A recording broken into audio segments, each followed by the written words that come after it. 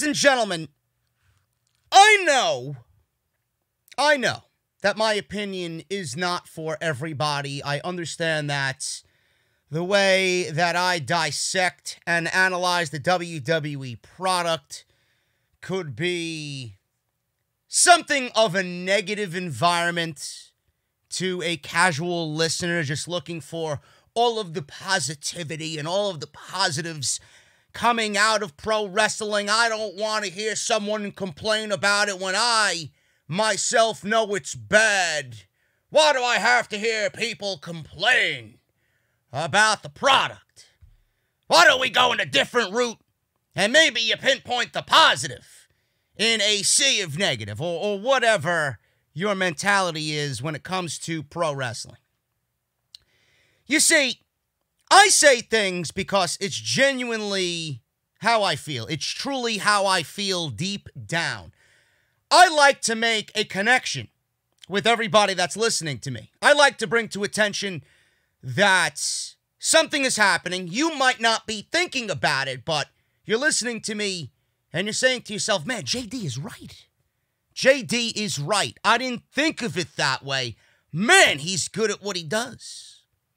He is saying exactly what's, in my mind, I've been thinking, but I have not said it yet. I'm very happy that I've went about my business and I've succeeded on my own terms.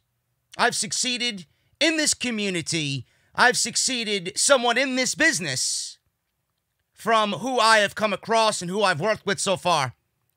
And I've gotten to where I've gotten by being myself. Yes, I do say some outlandish things. Yes, you might not agree with the things that I say or how I feel about a particular release or a WWE talent or a talent jumping from WWE to AEW or AEW to WWE or everywhere in between. The AEW effect was real, folks. The AEW effect was real. It's still real.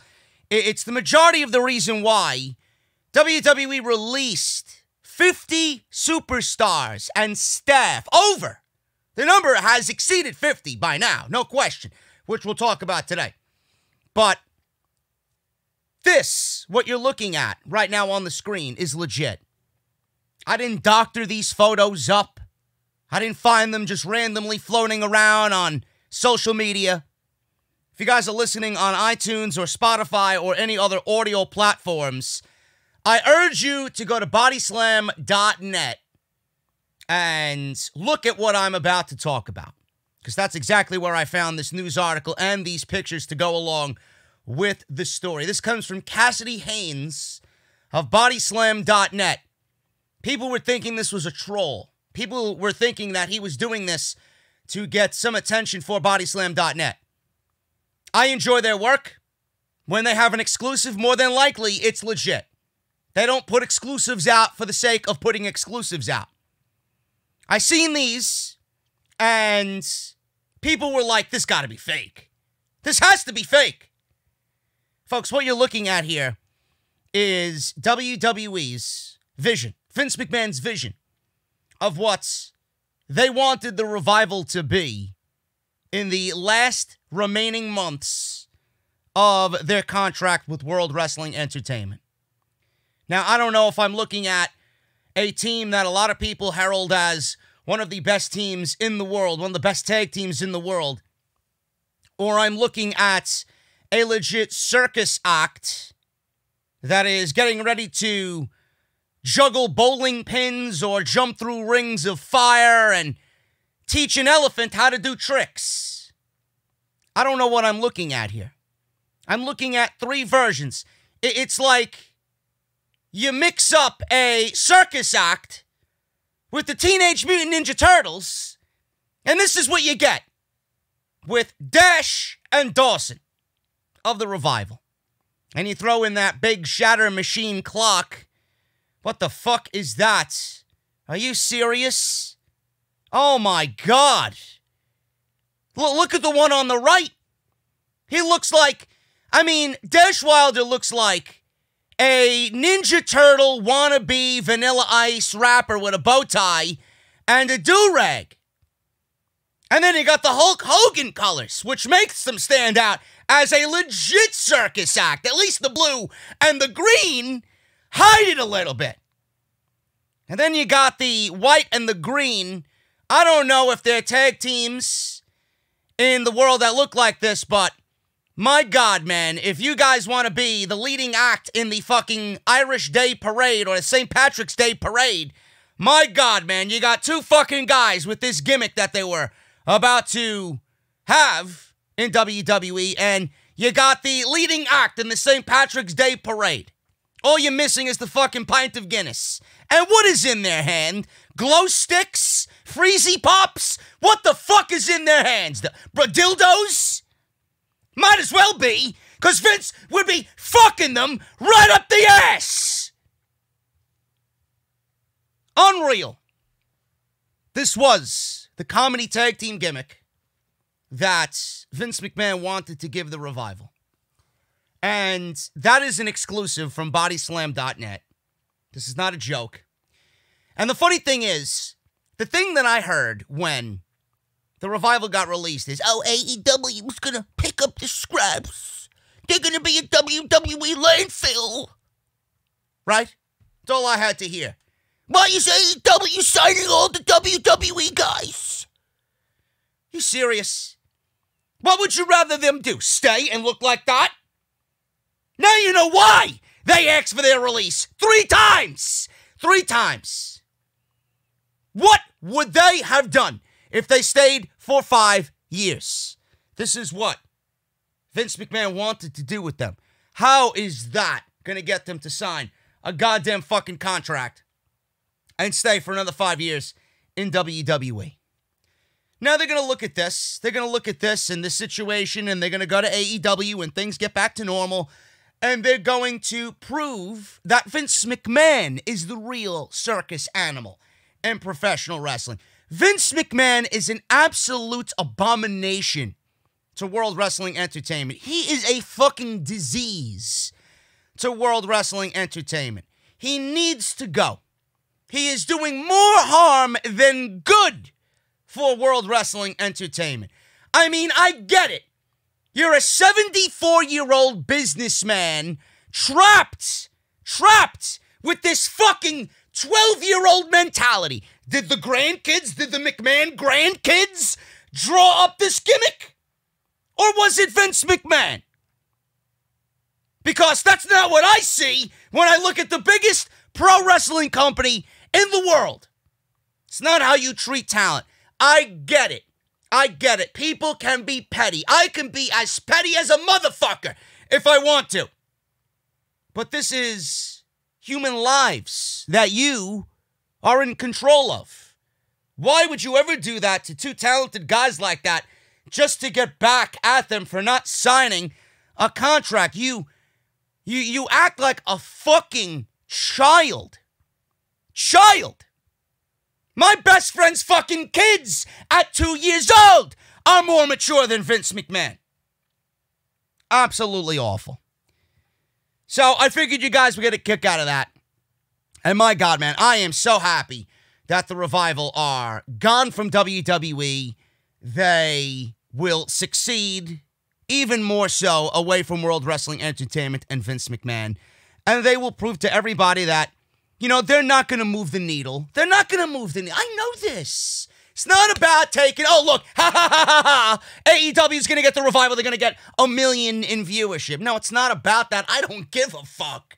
My gripe, the thing that I want is talent that I know is there to be treated and fucking honed and brought to light. I want talent to be spotlighted and be given an opportunity to grow and to be showcased. This is what I care about. And I know where they go, they will be able to do that. They would never be able to do that with Vince McMahon, because when Vince McMahon looks at the Revival, he doesn't see two guys that he sees as a face of a division or a company or anything along those lines. He sees two clowns. And the fact that that gimmick was brought to light and these pictures were legitimately handed to the Revival by Vince McMahon himself, per the report by bodyslam.net, and Cassidy Haynes. It's what Vince McMahon has thought of the Revival all this time for him to come up with this. This is what he wants. He's been booking them as such for the last 3 years. And now that was pretty much solidified in these mock-ups, these drawings of what he wanted the Revival to look like. Awful. Absolutely awful. So I wanted to start off with that today, and I want to thank you guys for joining me right here on Off the Script. This is episode 322, part number 2 for your Saturday, April 18th, 2020. Hope you guys are safe, happy, and healthy. I am stuck in the house, and I can't fucking stand it anymore, man. I miss my baseball. I really do. I miss my baseball. I miss my beach bars. I miss my craft beer bars. I miss it all, man. Apparently, the Jacksonville beaches got opened yesterday in Florida, and there were a huge crowds just gathering to the beach immediately after the restrictions were lifted and the beaches were open, man. It's crazy. It's crazy, but I hope you guys are handling everything well. I am here to keep you guys grounded for another Saturday evening, so I thank you guys for joining me right here on the podcast. I want to say thank you to everybody, man, that showed up on part 1 of Off the Script this weekend for Friday. You guys showed up big time, man. And when I say something, it makes me so happy that you guys actually take it as important as well. We gained at least 60 to 70 subs from the time that video went up to now, me being here recording this video. It's crazy. It's great, man, and it's crazy because I told you guys that when you hit the thumbs up, that's the channel, the content, the video, just the whole brand is going to be pushed to recommended. It's going to be pushed to new eyes and new ears on YouTube, and that's exactly what happened, man. So I urge you to keep doing that. I urge you to do it again down below because it's going to help this video and the channel get out there to a wider audience. So hit that thumbs up, man. It is absolutely the least you could do. It basically takes no effort. Just hit the thumbs up. Helps out the channel, and I would love to get the brand out there to a wider audience, and I would like to see that in the recommended, man. When I look up the video, it's in the recommended, and we're good to go. So thank you guys so much for that. If you missed part 1, links are down below in the description of the video, so make sure you go check all that out, including the Smackdown Live review, which you guys thought were hilarious because I just joked around here and there on the podcast last night, and we talked about SmackDown, and we talked about Money in the Bank, and we talked about who qualified, who didn't qualify, what Bray Wyatt said during a moment of piss. Kevin Dunn made a rare appearance thanks to the Solid Monster. So if you missed that, link is down below for that as well. I know you guys caught that Kevin Dunn just inclusion in the podcast. So make sure you guys go and check that out if you want to go have yourself a laugh on this Saturday night. Make sure you guys follow me on social media at JDfromNY206. That is on Twitter and Instagram. Again, hit that subscribe button down below. Turn on that bell for all notifications. If you guys want to support the podcast via Patreon, you can certainly do that as well. It's never an obligation, but it's always there if you want to show some extra support. Patreon.com/JDfromNY206. And the podcast today is brought to you by my good friends over at The Ridge. Ridge.com/script. You guys need a new wallet. You guys have a birthday coming up. You guys want to get yourself something with your new stimulus checks. I didn't get one. I don't think I'm going to get one. But if you guys want to treat yourself and make yourself feel good, Ridge.com/script. Use code SCRIPT at checkout. We'll talk about them a little bit later. And I want to thank them for supporting Off the Script each and every weekend. Love The Ridge, and I love my boys over at The Ridge. Let's start the podcast off, man. We got a lot to get into. I don't want to waste any more of your time. Heath Slater was one of those guys that really was just blown away by all the support that he received following his release from WWE, and he finally commented on his WWE release after Black Wednesday. Slater addressed his WWE release in a video posted on his Instagram account. During the video, he confirmed that he will be a free agent, legitimately, in July, able to go anywhere, which means that there is indeed a 90-day non-compete clause, which was reported by Pro Wrestling Sheet. The main roster guys that were released got a 90-day clause. The NXT talent got a 30-day clause. They will be paid. And then after the 30 days, they are free to do whatever they want. So at least the wrestlers that will release will be receiving a paycheck for the next 3 months. Man, what a ride, said Heath Slater. I've literally been everywhere, and I mean everywhere.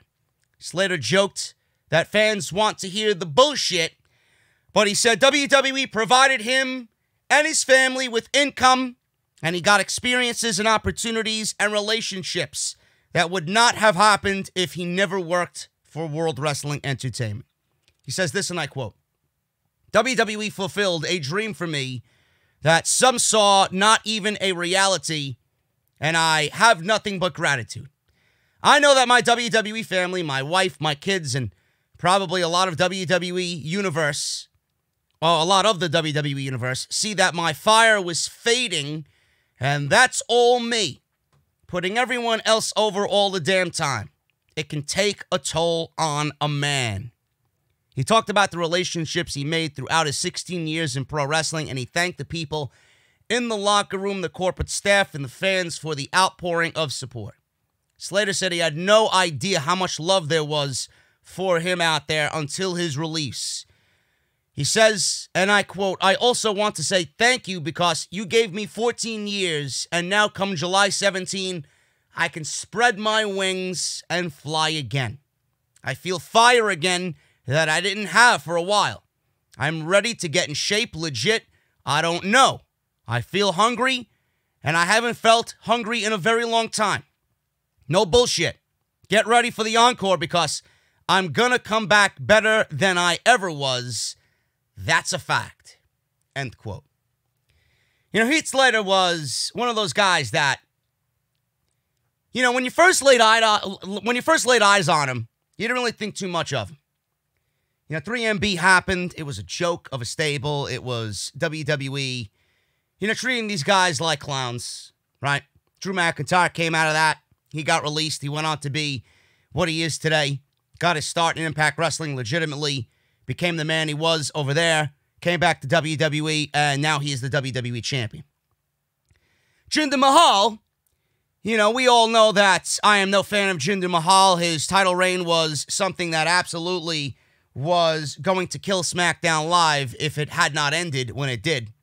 Pretty much killed SmackDown that entire year. He was WWE champion. They used him as a political figure in a negotiation tactic to get better TV rights for that part of the country.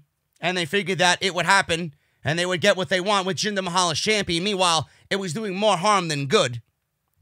Jinder Mahal became WWE champion. And everybody was lobbying for Heath Slater to finally become WWE champion or finally reach that level of success because his other bandmates in 3MB did just that. I never seen Heath Slater. I never seen Jinder Mahal as guys like that to be world champion. Drew McIntyre, yes. And there's nothing wrong in saying that. Not everybody could be world champion. But everybody deserves an opportunity. Heath Slater really never got an opportunity to show what he could really do. Heath Slater never got an opportunity to really break through that wall and show everybody, hey, I may not be a main event guy. I might not have what it takes to be a main event guy, but Jesus fucking Christ, give me a shot to show you what I could do. I might open a few eyes that have been closed on me all these years. Then he got released. I knew it was going to happen. He was always one of those guys that we all talked about. If there is a release day in WWE, his name was always on the chopping block. And when he didn't get released in the previous times that WWE released talent, I was shocked. And now, with Black Wednesday, because of the CV and WWE cutting budget and really wanting to get their projections to where they want with the stock, Heath Slater was cut. He was one of those guys that thought it was safe because WWE was not releasing anybody because they didn't want anybody to go to AEW. Apparently, WWE's stance and mentality on AEW has changed. And Heath Slater is now finally free.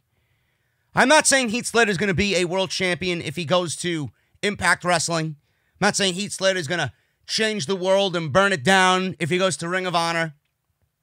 But The one guy that I could maybe use here as a comparison is Juice Robinson. You know, Juice Robinson, when he was in WWE, he was this environmentalist. He was a hippie, this hipster look, right? And he was just carrying signs around about don't pollute. And he was like an activist. It was a terrible gimmick. He looked terrible. The gimmick was terrible. He was going nowhere with that. That was an absolute fucking one-way road to Jobberville. He got released. He goes to New Japan, and he works his ass off over in New Japan and became one of the more respected talents on the indie circuit, to a point where WWE was looking at Juice Robinson for a second go-around in WWE when his time in New Japan was up, and he opted to stay with New Japan, which was the absolute right decision for him, no matter what you think of WWE or NXT, or if Juice Robinson can find more success in WWE now. Probably now that he's made himself something away from the corporate machine, now that he's done what he had to do, Triple H is going to look at him a little bit differently. You still don't trust. You still don't trust the corporate machine because they didn't really value you in the first place. So you go and do what you got to do, make yourself better than ever, change yourself, open some eyes, and now people want you, right? Keep them waiting. Keep them waiting. Juice Robinson had it in his mind that I went, I succeeded, I did, I am who I am now, I am now respected, and now everybody wants me. You didn't want me then, but now you want me? Shame on you. Your loss. I look at Heath Slater as a Juice Robinson. He can absolutely go over to a New Japan or go anywhere, really. Rebrand himself, rebuild himself, get in shape, wrestle. Because we don't know. We truly don't know what Heath Slater could do. Go over to New Japan or go anywhere and be what Juice Robinson was to New Japan. I think I would love to see him succeed like that. I really would. And I hope he does. Because that's the one thing that I take from all of this. It might be said that, yeah, they don't have a job. They got 3 months. Hopefully things by then are a little bit less restricted. Hopefully we got pro wrestling companies open and gatherings are happening. And I'm glad that he's still being paid. But I'm most glad that he says he can finally fly free. This is a blessing in disguise. A lot of people are like, how is it a blessing in disguise, JD, when these people don't have a job? What good is working a job that doesn't appreciate you, that doesn't value you, that doesn't give you an opportunity just for the sake of saying, hey, I'm a WWE employee, I'm getting paid, but I want more? Where is the value in yourself there? Yeah, it's a blessing in disguise because these guys got into the business to succeed, win championships, make a name for themselves, and make money. Make money is last. If I'm in the business, I want to make a name for myself. I want to be valued. I want to be respected in a business that's very cutthroat. Money will come. When everything else lines up, money will come. Happiness and then money. How can Heath Slater say he was happy in WWE when he's released and says that I can finally spread my wings and fly again, and his fire was fading? His fire was fading. It was always me putting everyone else over all the damn time. It could take a toll on a man. Why would you want him to live in that dark place in WWE instead of being released and being able to go and now do whatever he wants? I wish him the best. He's going to be the next breakout guy in a New Japan or Ring of Honor or anywhere he ends up. He's going to be that Juice Robinson. He's going to be that Juice Robinson when Juice got released from NXT, went over to Japan. It might take a couple of years. It's not going to happen overnight. But I do think that he could amount to something like that. AJ Styles has been very vocal about WWE releasing Luke Gallows and Karl Anderson. Now, he actually said this on his Mixer streaming. I don't know what he was streaming, but he was recently live on Mixer streaming some video games, and he expressed disappointment in himself for letting this happen, which shows the type of friendship that he has with Karl Anderson and Luke Gallows. He says this, and I quote, "If you guys didn't know, Gallows and Anderson Guys that are like my brothers were released today. And this happened, obviously, when everything went down earlier in the week. That one hurt really bad. The only way I know how to explain it is that these guys are my family, and I couldn't take care of my little brothers. That's the way I feel about it. I'm the oldest, and I'm supposed to take care of them. I didn't manage to do that, and I feel responsible in some weird way for them being released. It's devastating. I don't know any other way to explain it. He then listed off several stars who were released, such as Kurt Angle, Rusev, Heath Slater, Drake Maverick, and more. Styles added, "It's just weird. This stuff is expected with everything that's going on. I'm just shocked, as you guys are about it, about some of the guys who got released." So WWE made a decision for CV-related reasons to change business, to budget cut, and WWE not only fired roster members, but they fired producers, announcers, on-air talent, coaches, a referee, a creative writer, you name it. You name it. They let a lot of people go. Over 50-plus names have been let go by WWE. AJ is expressing his sadness and his disappointment because he knows he's going to be going back to work without his guys. The OC is dead. There's no more OC.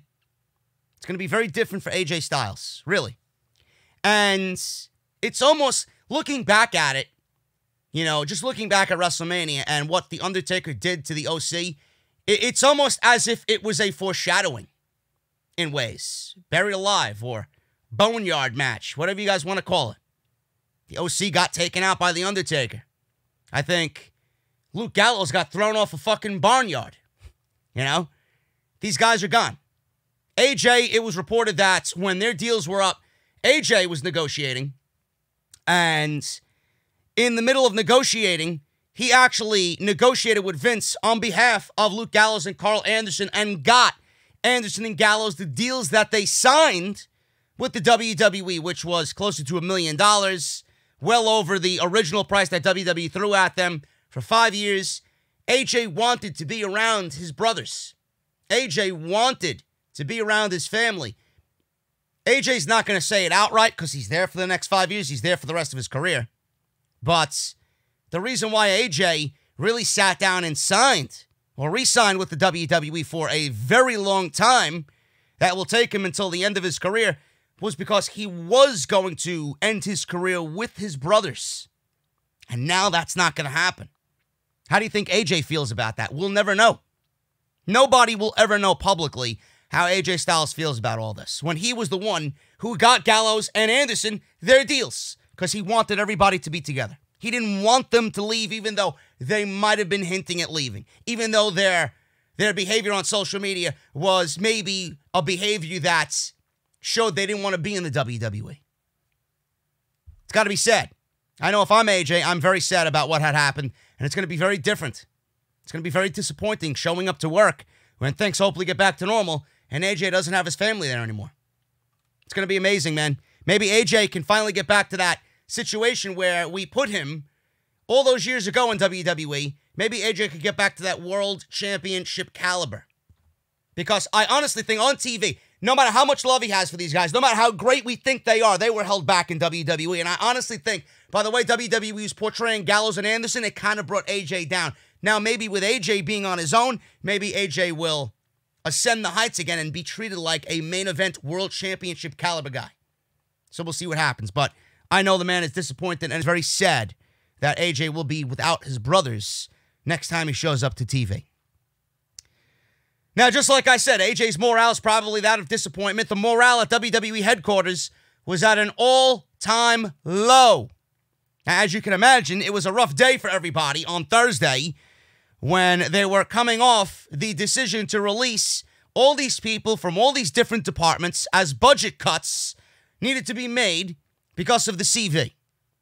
Now, sources have said that the morale at WWE offices in Stamford, Connecticut is at an all-time low, with some worried that they would be next if WWE is still not able to run live events within the next couple of months.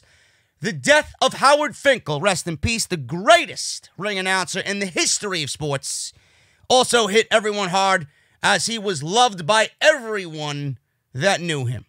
Sources say that Finkel was being paid by the company even when he was dealing with his health issues that remain private right now. They're not public. Nobody knew what Howard Finkel passed of or what he was suffering from leading to his death.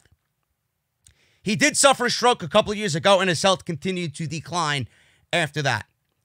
A WWE source told PW Insider that the feeling is that at least 40% of the company was gone after Wednesday. It's business. Everybody had to make budget cuts. WWE was not the only one or the only company to do that. We got the roster cut the way that it was simply because of Vince McMahon's greed and Vince McMahon hoarding all of these little shiny toys that he was never going to play with just to keep them out of everybody else's toy bin is one of the primary reasons why everybody had to be let go, whether they were nearing expiring contracts or just had signed 5-year deals, major 5-year deals. WWE let a lot of people go. As noted, there were many more employees that were let go that have not been made public. I will go over some more names via NXT that were released yesterday, or I think they were released on Wednesday, but they were made public on Friday after SmackDown. PW Insider cited 4 different people saying that they have some form of survivor's guilt after seeing so many co-workers let go. Survivor's guilt meaning that they feel bad that their family and friends in WWE lost their job, and yet here they are still hanging on to a job that will ultimately resume when things get back to normal, and their friends might not have a job by the time things get back to normal. They might not find the job, period. It's a very difficult situation. Survivor's guilt. The word at WWE is that people in the company are now wearing different hats, so they may have more on their plate, and the live events division was also pretty much wiped out because there's no live events. There may be no live events for the rest of the year. So WWE's not going to need a live events department, so they cut all that out until live events start happening again. Then WWE will look within the budget and see who to hire, how to hire, and how much to pay them. But right now it was a smart decision because there is no live events. So they were gone. And they were going to be one of the first departments to go, being that there isn't really a need for them at this given time. The wrestlers who were let go will be free to work for another wrestling company on July 17th as their 90-day non-compete with all of the main roster releases went into effect. The employees have been furloughed until July 1st.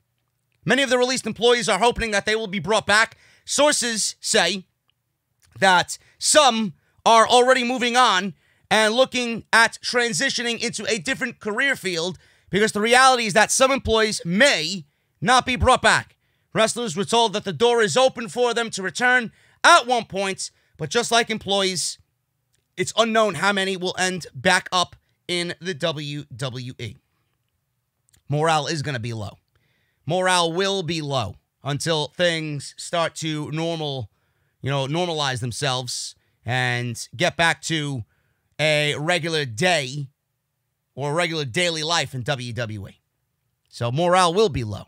And morale will be low because nobody wants to see anybody lose their job in the middle of a pandemic. But, WWE presented itself as high and almighty and things are operating the way that they do. And they're making all this money hand over fist, more money than they've ever made in their entire history. And we may be safe. We may be safe. Nope. Stock is down. Ratings are fucking plummeting. WWE's got to get their projections back up because one negative is going to snowball into a ton of negatives. Seriously. So WWE needs to normalize itself with the stocks. They got to get the stock prices back up. The TV ratings got to be back up so that they don't piss off Fox and NBC Universal. They want to get their brand into a money-making brand again. Or turn it back into a money-making brand again in other aspects so that they could sell WrestleMania to ESPN next year and sell their pay-per-view rights to ESPN or this one or that one or whoever they've been negotiating with, They're still making money. But everything as far as live shows and, obviously everything that comes along with that, it's not going to be happening. And the budget cuts needed to happen. It was a necessity, and we went over that on Friday's show, so make sure you guys go and check that out if you have not done so. We go over it in detail. I did some extra research on what the numbers really mean, and I just kind of dive into it all, and obviously the main reason is WWE hoarded talent. It needed to happen. Did it need to happen to the roster? Did 40, 50 fucking people need to be released? No. This was due to WWE's corporate greed. You know, they thought that they were bigger than everybody. They monopolized the entire industry, and they thought that it was not going to come back to haunt them. And they were dead wrong. So go check that out. Very proud of what I did on Friday's show, and I would appreciate if you guys go and show some support. Some of the releases to their non-roster staff was definitely because of age. And this was confirmed by the Wrestling Observer and Dave Meltzer. Now, WWE released, obviously, wrestlers, producers, and non-roster wrestling staff. Vince McMahon decided that it was time to save some money.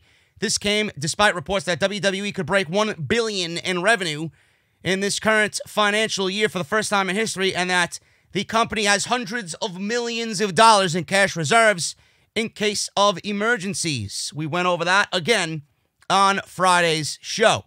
Now, while the wrestlers were released, they were perhaps not all that surprising, most of them, which, again, we went over on Friday's show. A lot of these guys were bottom of the barrel, mid-card, WWE main event, WWE Superstars, type guys. They were not really featured on Monday Night Raw or Smackdown on Fox. And the $1 billion in revenue, it could still happen this year, even without the live shows, as we detailed on Friday's show. If they don't run any shows between now and the end of the year, WWE is still going to turn a profit. It's not going to be where they projected it to be before all this happened, but it would still turn a profit for WWE. They had $90 million in cash reserves, just flat out liquid cash. And the $500 million, the $500 million that these other people were reporting, it's not WWE cash on hand, $500 million. They are owed a good $350 million from other places. They still haven't been paid by Saudi Arabia, other things that they have not been paid for. So some people were reporting false information. But $90 million, even if they got $90 million in cash reserves, how long do you think $90 million is going to last for WWE? It's not going to last very long. But they still will turn a profit this year. When the wrestlers who were released, when you seen the list, it wasn't all that surprising to see the majority of those names, which this is why I said it was a blessing in disguise. For the backroom staff, like writers and office workers, there were reportedly another reason why they were released. According to the latest Wrestling Observer newsletter, age played a role in a number of writer and office workers being released. Meltzer writes, and I quote, "Writers and office workers were cut back heavily, and in many cases, age was a factor." Vince is a fan of keeping his workforce young unless they're called The Undertaker or Bill Goldberg, of course. So the release of older staff may not come as too much of a surprise to anyone. Mike Keota was probably one of the names that I was shocked to see out of everybody released. 31 years he's been with the WWE, given his future endeavors, but it isn't known whether him being one of the older referees played a part in him being released at all. I would assume so, because Mike Keota, being a 31-year veteran, is probably making more than fucking Joe Schmuck ABC that they just hired as a younger referee talent. He's probably making more than all of those younger referees combined, and they figured, you know what? This guy's better looking, this guy's better looking, this guy's better looking, youthful. We're paying these guys dirt cheap. We're getting these guys for dirt cheap. And we got Mr. Mike Keota over here making $150,000, $200,000 a year as a referee. Let's cut him, and we'll pay these schmucks $25,000 a year, $30,000 a year to referee. And we're saving all of that money on one referee being gone, and we have all this money saved up in 3 referees. It's disgusting. It really is disgusting. No loyalty at all. No dedication at all. No matter how long you've been there, you are expendable. You are replaceable. That sucks. It's like his 31 years. And I know for a fact that you ask Mike Keota all of the memories and all the moments he's actually been personally a part of, and all the 3 counts that he made, and every arena, every crowd that he was in a major fucking situation. You cannot even, there's no fucking way in this lifetime or the next 30 lifetimes, 31 lifetimes, he would put a price tag on that. You know, is he upset that he lost his job? Absolutely. Absolutely. Mike Keota is still a great referee. You know, they got Charles Robinson still there. Charles Robinson was on SmackDown last night. I asked myself, I'm looking at him, I'm like, and Keota was fired? Charles Robinson, though he looks great for his age, is old. He's an older referee. But they still opted to keep Charles Robinson and get rid of Mike Keota. Now, Mike Keota apparently had a drug policy violation, and he was out with a back injury. They let him go while he was hurt. Sucks. It really does suck. So he was let go because he is 53 years old, and the company wanted younger faces on the screen, says Dave Meltzer. All reports point towards another wave of releases coming, which we seen last night. We'll go over that and who was released in a little bit. So NXT was hit hard, and Meltzer reported this on Wednesday or Thursday, and obviously that came on Friday. Other sources say that in WWE, Vince McMahon was miserable over the entire situation. Sources said that Vince McMahon was miserable over the entire situation. He had to lay off some employees who were not only tenured, but also loyal. How miserable is Vince McMahon that a guy like Mike Keota was fired after 31 years? Was he really miserable, or is he going to feel miserable in the moment, feel miserable sending that text or making that phone call, and then go about his business, you know, the next day, the next week, the next month, and his focus then becomes on, how can I make much more money on the stock? How do we get the stock in my pockets filled back up to where they were, you know? How much of it is it going to be firing Mike Keota and maybe bringing him back when things get better again, you know? I would have never fired Mike Keota just based off the fact that he served 31 years for me. It's most of his fucking life for me. That sucks. That's the one thing out of Wednesday that bothered me most. There's no loyalty. There's no dedication. The list of roster that we seen that was released, I was not surprised by any of them, really. Maybe a Sarah Logan, right? A Rusev people were surprised by. Why were you surprised by Rusev? He had a contract coming up anyway. I was not surprised. Deonna Purrazzo, I was surprised by. Some of the producers I was surprised by, but Mike Keota was the one that surprised me most. Vince is miserable over this, sources say. For what it's worth, lots of loyal people from the office who've been on WWE's team for most of their professional lives are sitting at home not getting paid now. Mike Keota doesn't have a fucking 90-day non-compete. He's not getting paid. The return date given to employees furloughed was July 1st. But that isn't concrete. Employees may return sooner or later than that. It's just the date they've been given to use on unemployment applications. There's no word on when the office opens back up. I'm sure Trump has a big influence on when that happens. Vince, being a Trump guy, you know he'll be first in line to try and open things back up as soon as possible. That could be very good news for all employees that are furloughed. End quote. WWE Halted plans to move into their new Stanford headquarters for 6 months. Hopefully the CV will be at a point where things get much better by then. We can only hope that a lot of employees who received the terrible news this week will be employed again, whether it's with the WWE or somewhere else, whether it's this industry or another industry, that remains to be seen. Now, obviously, them putting a stop to the headquarters, I would assume that Vince would stop it anyway because it's just money that really doesn't need to go into a new headquarters at this time when you got other things to worry about with the company, right? It seems like frivolous spending at that point if you still want the construction of a new headquarters to be built. What's wrong with the old one for now, right? The new headquarters will always be there if you do what you got to do. But hopefully things get back to normal, man. I read this morning that with the warmer temperatures coming and the warmer weather, the heat, the humidity, it's actually going to kill the virus. And obviously when we get into the fall and winter months, the chillier weather, the colder weather, we might see another outbreak. But I'm hoping that things are open up by the summer. And I feel like, I mentioned this on Friday, that the numbers that have been reported with this CV have been absolutely blown out of proportion. I think it's absolutely inflated to a point where it's fucking comical. I mentioned on Friday they added 3,000 deaths to the death toll in New York City, and it was 3,000 people that have not even been tested at all. They just label them and slap them with a death label. CV. You serious? Woman slipped in bathtub and broke her skull. CV. What? Wife cuts off husband's penis after she finds him cheating and having an affair, and then stabbed him to death multiple times. CV. Are you fucking serious? Man chokes on toothpaste while brushing his teeth. CV. Could be anything outlandish. Anything outlandish.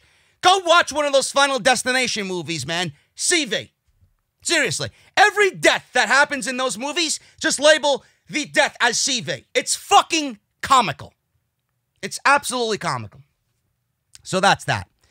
So Vince may be miserable now, but Vince will get over it, and he is in the mindset. He's a businessman, folks. How loyal do you think Vince McMahon is to everybody? He may be loyal to a select handful, but at the end of the day, how loyal is Vince McMahon? He may be miserable.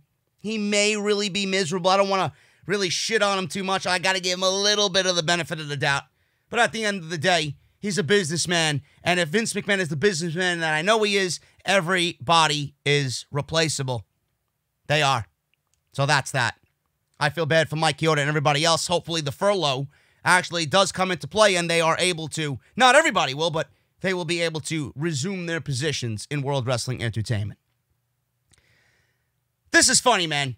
Jon Moxley says he would rather work at McDonald's than be a WWE producer. Now, obviously, he was talking about everybody that got released and yada, yada, yada. Jon Moxley made his thoughts on not only that, but he made his thoughts on the creative process known again. Now, obviously, he shit on WWE creative before. He's not a fan. And Moxley elaborated in a recent interview on what he would do if he could not wrestle. He was posed a question during an interview with Brian Alvarez on Wrestling Observer Live. He mentioned that he would likely try and be a producer or trainer, but not in WWE. He says, and I quote, "If I could wrestle right now, I think maybe I'd try to be a producer, a coach, or a trainer, something like that. Be involved in some way, which I would never say. I would never be a producer in WWE. I would rather work at McDonald's than be a producer in WWE. You talk about a thankless job? Dude, be on the creative team at WWE. I would rather do any job in the summer heat than be a member of the WWE creative team." That's what he said. Jon Moxley was not content with WWE's creative process, left the promotion when he did. You guys know that. Showed up at Double or Nothing. He's having the time of his life in AEW and New Japan, and he loves the creative freedom that he's getting from both promotions. So there you go, folks. If you ever send me a job listing for WWE Creative again and want me to sign up and apply, I know you guys do not have my best interest at heart. Just saying. So I found that to be funny. I wanted to kind of shoehorn that in there here on the podcast. That segues into Vince McMahon's mindset for All Elite Wrestling after Black Wednesday. So, Brad Shepard, whether you like him or not, you got to give him some props. He's reported some things that others have not. They've come true. Brad Shepard provided some insight on the recent releases. A lot of them were a long time coming. A lot of them, like I said, and I will reiterate, I look at as a blessing in disguise. A lot of those guys were not happy in the WWE. They were not happy about losing their jobs, but they were even more unhappy about working in the WWE. And like Moxley said, it's a thankless job. They don't give a shit about you. Yet you're earning a paycheck, but what are you really accomplishing? And what are you doing to feel and be fulfilled? Nothing.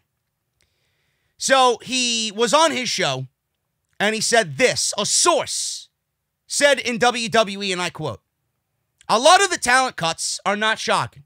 The bubble was due to burst soon on some of this.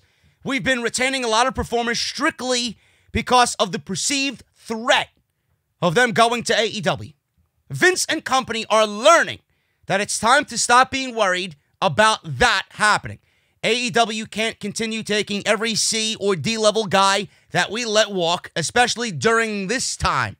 I also think that it can be a benefit to certain talent. They made up their mind on EC3, for example, many months ago, so why waste everybody's time? Same thing with Lio Rush. They kind of made their mind up on Lio Rush, even though he was the Cruiserweight champion upon coming back. It seems like he fell back into that dark place again. Wasn't being used on TV. I don't know why, right? Seems like they made their opinion on Sarah Logan already, so it's a blessing in disguise on her. They made their opinion on Heath Slater. They made their opinion on Rusev. A lot of these guys, it needs to be a blessing in disguise outlook. You guys can be sad for them, but they're all with WWE on their resume for as long as they have been. Heath Slater, 17 fucking years, right? Gallows and Anderson will be fine. When things get back to normal, folks, New Japan, AEW are going to be throwing contracts at these guys. New Japan wanted these guys back. So there you go. Heath Slater's going to find work. Rusev is way too talented to find work, right? Lio Rush is way too talented to not find work. You got Deonna Purrazzo, way too talented, right? It's one of those situations. EC3, I mean, he was wasting away. Why would you want to see that guy in WWE when they merely signed him to pretty much fuck with his livelihood? That's all they did. They signed him because he went to Impact Wrestling, made himself a star, wanted to come back home, thinking that what he did over there would translate here. No. Now we're going to bury you. Him being released is a blessing upon blessing upon blessing. EC3 is too talented to not find work. He will end up somewhere. So WWE, everybody that they let go, none of them are game changers. None of them. Will they make AEW or New Japan or Ring of Honor better? Absolutely. Because there's going to be hunger. There's going to be fire. There's going to be that get up and go, I'm going to prove you wrong attitude. And there's going to be freedoms. You're going to see a different No Way Jose in Ring of Honor or in MLW or an Impact than you've seen in WWE. You're going to see a different Heath Slater. You're going to see a different Rusev. You're going to see a different Lio Rush. You're going to see a different everybody. A different Sarah Logan. Because they had handcuffs on them. So this is, guys, it's not about them, thinking that, they're going to be going to an AEW. AEW can't sign everybody. They have a business to run too. Tony Khan's not going to sign if he signs all these people, he's going to make no money in a projected year where they will turn a profit in a year and a half, where it might have taken them 4 or 5 years to turn a profit with that new TNT TV deal. If he signs everybody that was released, they're not going to make any money. They're not going to make any. It's a terrible business move. WWE should have known that immediately. Immediately. Stop hoarding talents. You are doing more harm than good. You're hurting your bottom line. You're hurting the talent that you are signing because you're signing them with absolutely no plan or desire to use any one of them, and you're simply keeping them so they don't go anywhere else. They're not going to be a game changer. They're not going to hurt you. You're hurting yourself. I don't know why. This is a fucking multi-billion-dollar company. And they're operating as if they got fucking one brain between every one of those executives. Nobody thought about that? Hey, let them go be a superstar somewhere else. If they do, you got the money to sign them when they become that big superstar. But even at that point, do you even trust WWE to take a Rusev, right? Say Rusev goes somewhere else. Say Rusev goes to an AEW, signs a 3-year deal, becomes bigger than fucking anything in the industry, wins world championship, shows that, hey, listen, I could have did this in WWE. And then his contract comes up because he'll still be of age where he's still good and ready to go. What if he goes to AEW, achieves fucking accolade after accolade after accolade, hottest wrestler in the industry, or goes to New Japan and does the same thing over there, and his contract comes up and WWE is now once again reinterested in Rusev? Do you even trust WWE to take what he did on his own away from the WWE and look at it as a positive? Oh, look, we're bringing in this bigger, better Rusev. They're not going to do that. They're going to take him, well, listen, we got you back now, and you're too big for what we got planned. You're bigger than a Rollins. You're bigger than a Reigns. You got all this momentum. We can't have that. We're going to have to bring you down 4 or 5 different levels, and we'll pay you. We'll pay you 5 times more than what you were making.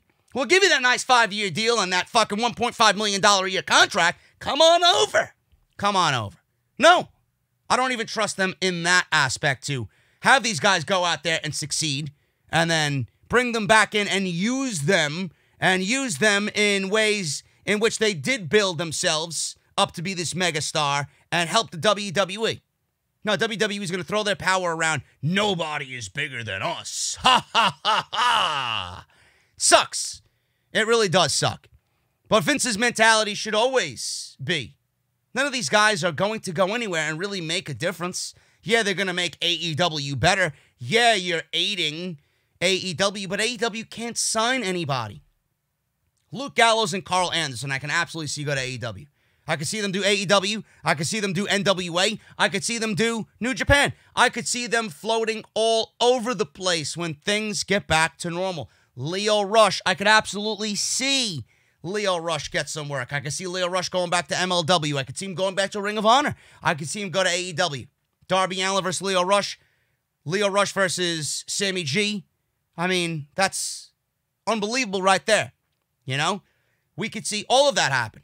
And I could see Leo Rush also not getting signed because of his previous behaviors. But that's something that all these organizations are going to have to think long and hard about. But he's too talented to not find work. Same thing with a Heath Slater. I could see him go and do some big things. I could see a lot of these guys. Sarah Logan, Eric Rowan. I could see going AEW and just tear shit down with Luke Harper. That could be your new Dark Order, right? The Dark Order could be stronger even more than they are now. I could see it. Using people to their strengths, letting them branch out and be what they wanted to be in WWE. They're not going to sign everybody. There may be a role for these guys in that company or several companies, but one company's not going to sign the majority of these talents, but I do feel like they're all going to find work. They're all too good not to. So we'll see what happens. Their mindset should have always been, let's not be afraid. Seriously, look at who we released. You didn't release a Rollins. You didn't release a fucking AJ Styles or Roman Reigns or anybody of that upper elite tier. These guys aren't going to make a difference. You didn't let Sasha Banks go, right? No matter what you think about Sasha Banks, she's still there. They got her to stay. Her going to an AEW is one of those situations where, we can't release her to go out into the wild. That's a game changer right there. So WWE should have always been in the mindset that nobody is a game changer here. And they're better off for it in the end. And it's better off for everybody. It's better for the company. It's better for the talent. Come on, man.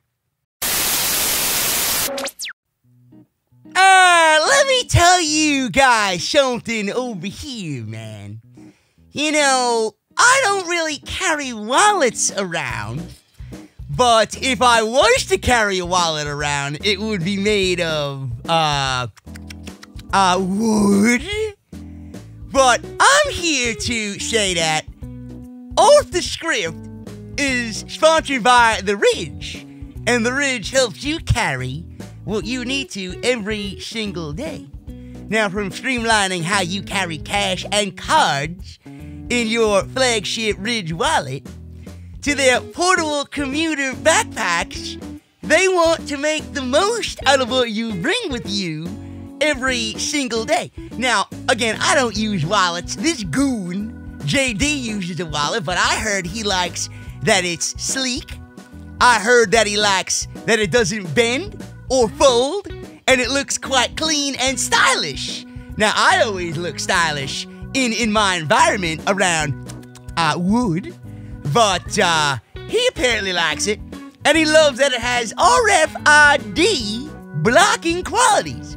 The Ridge is also so confident that you'll enjoy their wood, or their product. I enjoy wood, if you have not really came to that conclusion yet. But they made it as simple as possible to get it to you fast, free shipping, free returns in case you don't like it, and if you do like it, there's a lifetime guarantee. And there's also 30,000 5-star reviews, So they've got a lot to be confident about. The Ridge is also super durable as well, made from military-grade materials like titanium and carbon fiber. Listen, man, I take offense to this that you don't make it in, wood. I would absolutely buy one, and then I might eat it, but I'd buy one. It's also proven to be bulletproof, waterproof, and, beaver-proof as well. So how do you guys get a Ridge for yourself? Well, it's simple. Go to ridge.com/script, and then you're going to use code SCRIPT at checkout for 10%. Listen, done. Bro, who told you to turn on my microphone and start recording here? I had to go get a cold beverage. Now, if you didn't hear this asshole and didn't understand him, guys, it's ridge.com/script. Use code SCRIPT at checkout for 10% off. And I want to thank them for sponsoring. I want to thank The Ridge for sponsoring the podcast right here on Off the Script. Don't ever talk to me again like that, man. I know where you sleep. Roman Reigns. I'm a big fan of... Get the fuck out of here. You goddamn fucking buck-toothed asshole. Ridge.com/script, guys. I'll see you guys later. Man, I can't leave that beaver anywhere. Always getting into trouble. Always want to sit here and overtake the podcast. And man, his teeth are fucking enormous. Enormous. Bigger than Vince McMahon's ego. Or Kevin Dunn's teeth. Anyway, ridge.com/script. Code SCRIPT at checkout. Anyway. Let's talk about Smackdown, man. Smackdown has lowest rating ever on Fox for a post-WrestleMania 36 show. I am not surprised in the least. Now, let's go back a week. I actually got last night's rating as well for the overnight, but the real rating will come out on Monday, which I assume is not going to be better at all. But Friday's post-WrestleMania 36 edition of SmackDown, the fifth Blue Brand show to air from the WWE PC, that's Performance Center for the goons out there, with no audience due to the CV, averaged 2.317 million viewers on Fox, according to Showbuzz Daily. The final number is up from the overnight viewership that was released on Saturday morning, which was an average of 2.304 million viewers, which clearly is not much of an increase at all. The number is down 3% from last week's, or the last week, final SmackDown viewership of 2.398 million views for the WrestleMania 36 go-home show. It was the lowest number for a SmackDown episode on Fox. So what did they do for last night's show? That seen Dana Brooke beat Naomi in a Money in the Bank qualifier. What did they do for a show that included, last night, Sasha Banks losing to Tamina? And what did they do on a show that included, at the top of the hour at 8 o'clock, Braun Strowman sipping a cup of coffee with Alexa Bliss and Nicole Cross? Because she ain't Nikki. Nikki's cool. This is Nicole Cross. Lexa! What did they do for a show last night that included such exhilarating material? The episode drew an average of 2.192 million viewers, which was down from the post-WrestleMania show of 2.317. This show was the lowest rated episode of the show since the week before. Before that, the lowest numbers for the show were, I guess, when was the lowest numbers for the show?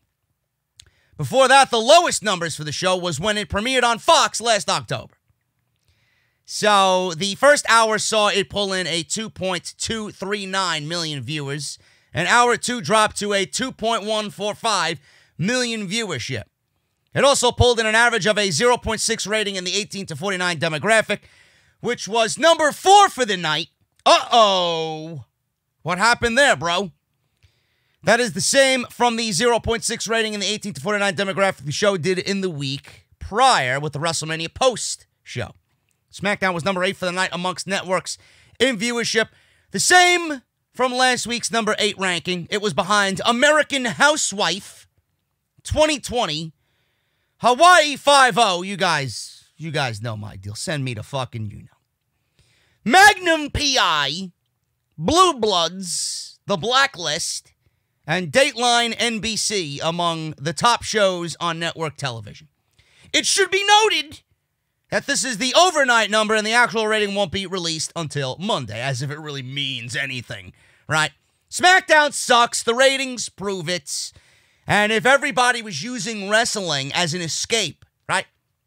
They want to hype up the product and hype up the brand and the company as a whole. We're putting TV on during these tumultuous times and times of uncertainty because we have been a brand that is now woven into the fabric of society. We bring people smiles and we bring happiness in a time of fear and uncertainty. Well, if that was the case, wouldn't the rating be bigger than 2.192 million viewers? Instead of bringing smiles and happiness, it seems like you're driving people away. And then people want me to take it easy on WWE. Oh, they're operating in the middle of a pandemic. You're putting on TV and you're furthering storylines for a pay-per-view. Bro, my criticism is essential. It's essential. I love it. SmackDown sucks. My buddy Bruce has run SmackDown into the fucking ground. Maybe someone should look in the fucking grave in which AJ Styles was buried at WrestleMania. There you'll also find Smackdown on Fox and their ratings. I love it. Absolutely love it. Good job, Bruce. Good job, Bruce. I hope the hacker reveals some shit about the fucking show that you're running. Because it is awful. It is absolutely awful. Now we got some SmackDown news. Jeff Hardy is set for a major push to prevent him from going to AEW.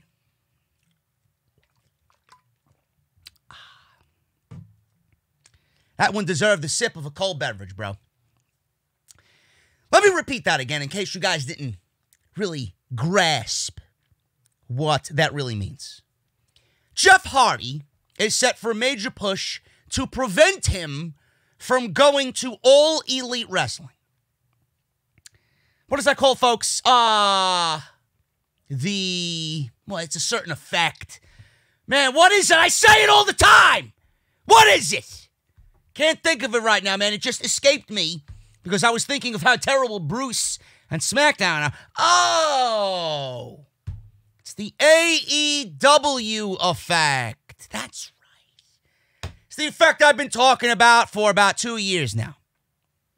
It's being reported that Jeff Hardy is getting a major push from WWE as a huge SmackDown star to prevent him from wanting to leave the company and sign with All Elite Wrestling.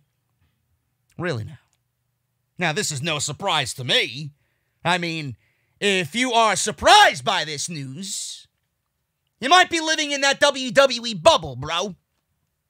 Now, the report states that the video package that we've been seeing on SmackDown the last 2 weeks with some of Hardy's most memorable highlights is the mark of a said push with a couple of reasons for it. The main one, as you can see by the headline of this news report, is that WWE doesn't want Jeff joining brother Matt in AEW and wants to show him that WWE will treat him well if he stays. It's also noted that he's likely to receive a big money offer to entice him to stay. Another is that Vince McMahon is apparently impressed with Jeff Hardy's efforts to get himself clean. He was arrested for public intoxication last June and a DUI last October, but he entered rehab for the first time ever after the second of those arrests. If you're wondering why Jeff's contract didn't expire the same time as Matt's contract, it's because WWE obviously added time onto Jeff's to make up for the time he was away. So, it's great and all. I'm glad Jeff is getting healthy. I'm glad Jeff is clean. That's first and foremost. Let me get that out there. But man, oh man, you know, it's crazy. Normally, would Jeff be pushed in a situation where he is just someone that you can't trust, even though he gets clean? And I'm looking at this logically. If he's someone that got clean, great. But he's had time and time again where he was given chance after chance after chance, and he let the company down, and he made the company look like a PR nightmare. This is what deserves a reward? All because you don't want him to go to AEW? Now, granted, SmackDown sucks. SmackDown is better with Jeff Hardy doing his thing. Bray Wyatt has another opponent on a very minuscule list of opponents in Jeff Hardy after he beats Braun Strowman, which we don't even know right now is a thing, because WWE could clearly fuck that up at any given moment. He's got an opponent in Jeff Hardy, and the weaknesses of Jeff Hardy would look great in the Funhouse. I really do. But if they want to give him a world championship and they want to really push him, clearly you're not going to beat Bray Wyatt. So I don't know when this push is coming. I don't know who he's going to win the title against, if that is part of the package here. But Jeff Hardy getting a major push looks like, from an outsider's perspective looking in, a reward for simply getting himself clean. Even though he got himself clean, he is still not to be trusted as a top superstar in the company with or without a championship. That's just the way I see it. He's got a long way to go to prove himself to Vince McMahon that he's clean and straight. And giving him a world title, I don't know if that's the right way to go about it. And it seems like WWE is just falling back into that fucking trap, that fucking ridiculous behavior that we pretty much dissected on Friday's show and went over even here in the beginning of this show. You're doing the same thing. You're repeating the same mistakes over and over again. You're doing something with the idea that you don't want them to go to AEW. Is Jeff Hardy going to be a major game changer for AEW? The answer is no. Matt is bigger than Jeff right now. So if Matt's not doing anything for AEW, what the fuck is Jeff going to do? I don't get it. I don't get it. This is WWE operating out of sheer fear, and they're operating on stupidity. I wouldn't give Jeff Hardy a big money contract. I wouldn't give Jeff Hardy major championships, not yet anyway. I wouldn't sign Jeff Hardy simply to keep him away from AEW. And who's to say he wants a big money contract? Who's to say he wants to stay in the WWE? You don't think he sees right through your fucking bullshit? Who's to say he doesn't want to join Matt in a... Who's to say they haven't already discussed this? Behind closed doors. On a private phone conversation. Bro, you do your thing. I'm going to do my thing. We'll reconvene in Jacksonville in about a year. So what? You're doing this to keep him away from AEW. Meanwhile, he's probably already has it in his mind that he wants to go to AEW, and he will, and he's just going to use you for the time being to make his brand, the Hardy brand, even bigger. WWE are a bunch of fucking fools, man. They really are. Major news. This happened yesterday, and it was reported on Smackdown on Friday, that WWE is wanting someone to climb the corporate ladder at Money in the Bank. Kind of mockery in plain sight, pretty much. You just let go of 50-plus fucking people. Now you want someone to climb the corporate ladder at Money in the Bank and retrieve a fucking briefcase for a championship opportunity. Meanwhile, you just let 50 fucking people go. Are they reaching for the corporate ladder? Huh? Did they try to reach for the corporate ladder and get shut down at every fucking twist and turn? Now, I get it. I get it. WWE's got to work within the means here. Clearly, they're not going to have Money in the Bank amongst a live audience. It's not going to be in a major arena. They don't want to do it in the PC. They're branching out, and they're using their own headquarters as a demolition site for Money in the Bank. Apparently now the news is that whoever superstar it is, whatever superstar, whatever match it is, they start on the ground floor and work their way up the corporate building to retrieve the briefcase on top of Titan Tower. Yes, on the roof outside of Titan Tower is where the briefcase will be hung. And you got to climb the corporate ladder. kind of mockery in plain sight. But regardless of WWE mocking everybody that's wanted to retrieve the corporate fucking ring, the brass ring, and now are not allowed to do so, they are going about this and working within the means of the pandemic. And they're making things seem a little bit more original. Whether that's cinematic or not, I have no idea. But you got to give them a nice little A for effort here. So I appreciate that they're actually thinking outside the box. It could be interesting. It could be a disaster. We won't know. It could be filmed like the Boneyard match. It could be filmed like Gargano Ciampa at NXT a couple of weeks ago. We don't know. We don't know. But you got to give them at least some effort for trying. Got some major news, man. This is an exclusive, and this is coming from Fightful Select and Sean Ross Sapp. Additional backstage news regarding the WWE taping and footage for Money in the Bank has surfaced online. The men's and women's ladder matches will be held at the corporate offices in Stamford, Connecticut. Now, there are photos floating around online. I'm sure you guys have seen them. If not, you guys can easily find them. They are on Google. Google is your friend if you guys want to see those pictures. Or go to Fightful. They got them on there. The company has already confirmed that Superstars will begin on the ground floor of the headquarters, and they need to make it to the roof to grab the briefcase to win the match. Fightful Select reports that WWE flew out talent to Stamford on Tuesday, and multiple matches were filmed simultaneously. It started early morning all the way until nearly midnight that night.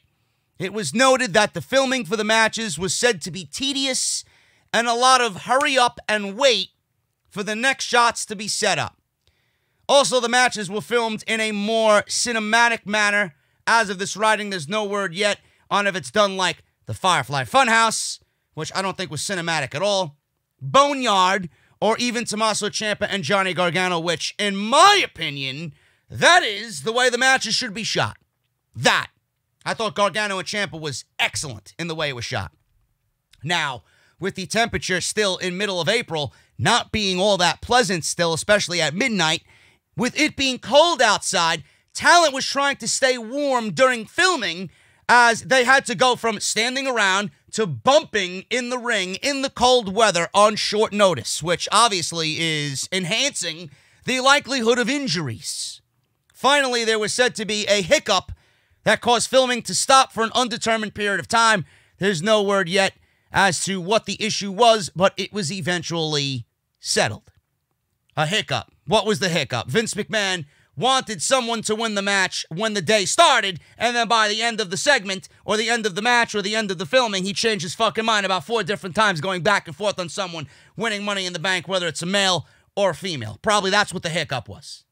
Vince McMahon making a fucking rash, creative decision right in the middle of filming. Nah, I don't want her to win. Nah, do it over. Pretty sure that was the issue or the hiccup that Sean Ross Sapp was reporting. Now, I think this is great. I think this is a very creative way to go about it.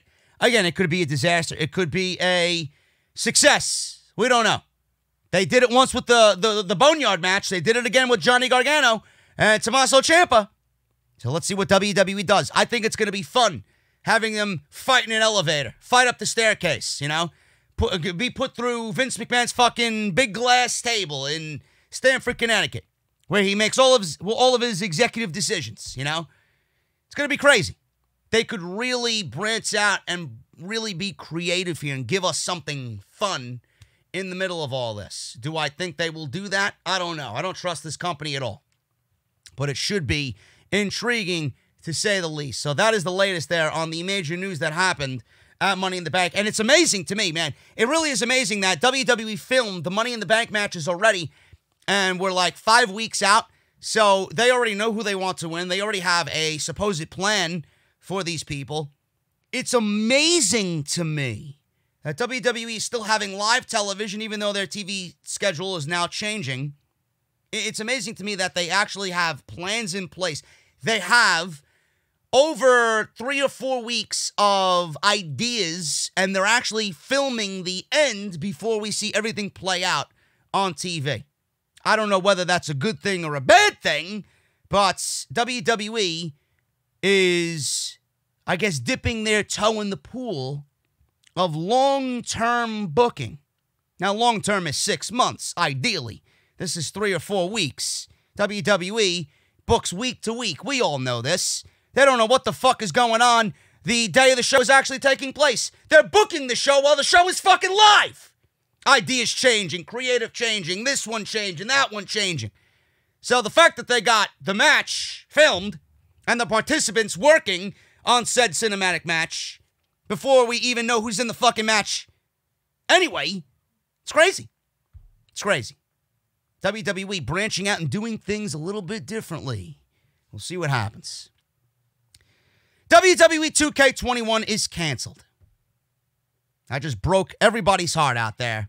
Probably not, but for the social media cretins out there that still somehow play WWE 2K20, you will not be getting a 2K21. Good. Good. Unless you want to spend $60 on regurgitated or rehashed garbage. Couldn't get the word out. I didn't know which word I wanted to use. Rehashed, regurgitated, you know. It's just awful. It really is awful. WWE 2K21 canceled. It was full of mistakes, 2K20 was. Multiple patches, didn't clear up anything. Quick cash grab. Fucking ukes left them. 2K might not get a chance to correct things, ever. And I hope they don't. I really hope they don't. Justin Leeper, former writer for the Road to WrestleMania mode in multiple WWE video games, has some bad news. Bad, because they won't be working on a game, but good for the overall franchise. He previously provided a ton of inside information on why WWE 2K20 was such a big mess. Now he has worse news for 2K21. He says, and I quote, "I heard from reliable sources, and I truly believe that WWE 2K21 has been canceled. There will be no game this year." Good. Good. There shouldn't be a game. They postponed The Last of Us 2. PS5 is going into limited production. So if you think 2K21 is going to have a game this year when all major systems and fucking major AAA titles are even being delayed, come on, bro. You gotta go into that realistic well and just look at what the situation is. WrestleMania generally brought some kind of video game announcement or commercial for the next video game. That didn't happen this year, obviously. There was a ton of news surrounding WrestleMania 36, but none of it was video game related. Leeper went on to say, "That's not a bad thing. That's a good thing. WWE 2K20 had a ton of issues. Taking a year off might provide them to develop something better." Leeper mentioned that once he pitched making the WWE video games a live service with updates instead of a new game every year. So he actually pitched making WWE video games a live service with updates instead of making a new game every single year just to make it a quick cash grab. I think that's great. I think that should go with NBA 2K. I think that should go with Madden. I think that should go with NHL and MLB. It's the same fucking game every year. What are you paying for? You're paying for the same fucking game with nothing more than an updated roster. Nothing's new. Same controls. Oh, you hit square to hit. It's the same thing. Nothing changes. None of the controls change from these games. It's the same fucking game. So I honestly think that making one game and updating it, obviously, you know when you're due for an upgrade. But with the current PS5 coming out, right, I honestly think it's in their best interest to make a game that is suitable for the PS5. You don't have to worry about, this being the last title for the PS4. Because they make a game this year, it's going to be out on the PS4, it's going to be out on the Xbox One, it's going to be out on this system and that system, right? And then you got to make it for the PS5. When that happens, you're automatically downgrading what you are capable of in making the game. They should make it for the PS5 and Xbox system, whatever the fuck the new one's called, right? They should make it for that only. Fuck the older generation systems. The older generation systems are going to be outdated by the end of the year. But there's still going to be production for those games. And it's going to make the game the same way it was this year. Really. So develop with one system in mind and put all of your resources into that and make it a game that people are fucking wanting to play. A game that you're proud of. Instead of rehashing the fucking garbage and just putting out a game just for the sake of putting out a game because you're on a schedule, WWE runs their fucking video game franchise the same way that they run their creative. Like shit. Like shit. Give me a break. This is a good thing. Believe me. Hopefully they can turn it around because I actually want to bring some video game content to Twitch because I know you guys enjoy that. Monday Night Raw's rating flirts with historically low ratings in the end. I love it. Monday's episode of Raw, featuring a build towards Money in the Bank, saw its viewership go down compared to the week prior. According to Showbuzz Daily, Raw averaged a 1.913 million viewership during its 3-hour broadcast on the USA Network. That was a decrease from the last week of 2.118. The show started under 2 million viewers for the first hour at 1.994, dropped throughout. Second hour drew a 1.913, and the third hour did a 1.832. I love it. I love it. It's awesome.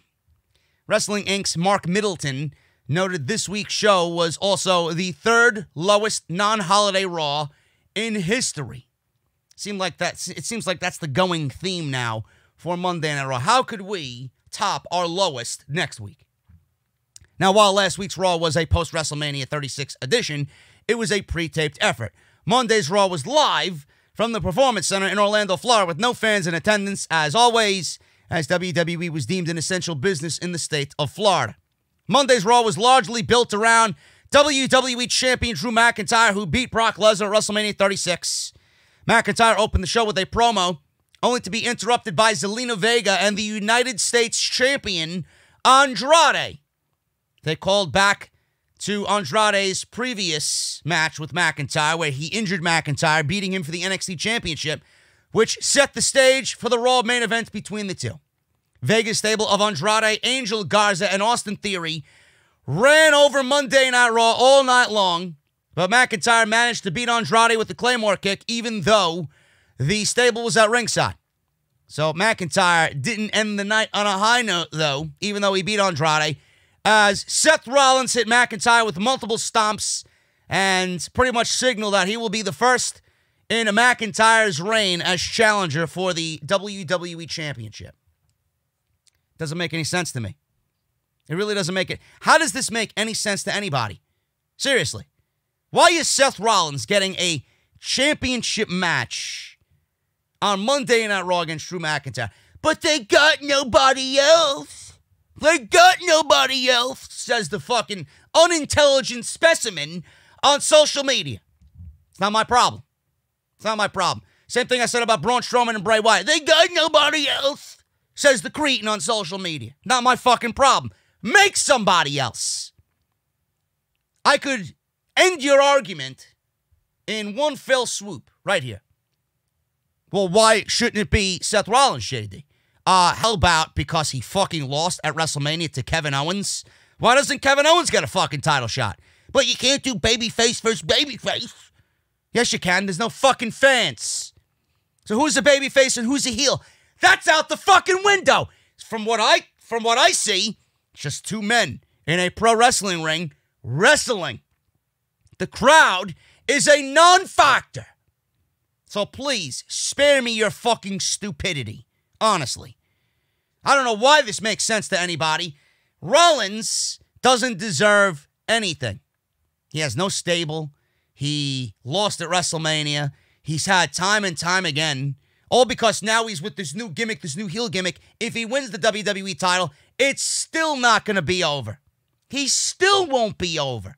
Let him rest and move away from that. Build himself up to a point where maybe sometime later in the year or early next year, I could look at Seth Rollins as a heel and say, you know what? I think the man is now ready for a world championship feud. It's too soon. It's too soon. Because what are you really doing? You're giving Drew McIntyre his first title defense against Seth Rollins. He's not losing. So you're putting Seth Rollins in a position to look bad already when he's built himself back up in a decent way with this new gimmick.